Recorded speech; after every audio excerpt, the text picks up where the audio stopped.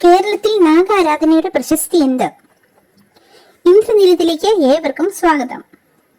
കേരളം നാഗാരാധനയിൽ അതിപ്രാചീന കാലം മുതൽ തന്നെ പ്രസിദ്ധമാണ്.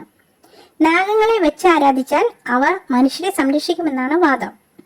ഭൂമിയുടെ സംരക്ഷകരും കാവൽക്കാരുമായി സർപ്പങ്ങളെ കാവുകളിൽ ആരാധിച്ചിരുന്നു.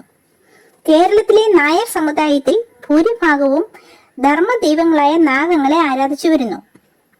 നായർ തറവാട്ട് പുരയിടങ്ങളുടെ ഒരു ഭാഗത്ത് സർപ്പക്കാവും അവിടെ അന്തിവിളക്ക് വയ്ക്കലും മുൻകാലങ്ങളിൽ നിർബന്ധമായിരുന്നു.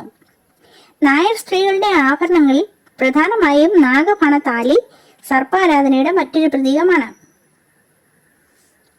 1, 3, 5, 7 എന്നിങ്ങനെ ഒറ്റ സംഖ്യയിൽ വരുന്ന പണങ്ങളും പകുതി മനുഷ്യരൂപവും പകുതി നാഗരൂപവും ചേർന്നുള്ള വിഗ്രഹങ്ങളാണ് പൊതുവെ കാണപ്പെടുന്നത്.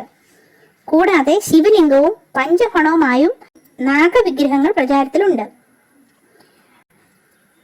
അഷ്ടനാഗങ്ങളിൽ അനന്തനെയോ വാസുകിയോ ആണ് കേരളത്തിലെ നാഗക്ഷേത്രങ്ങളിൽ പ്രധാനമായി ദേവതയായി പ്രതിഷ്ഠിക്കാറുള്ളത്.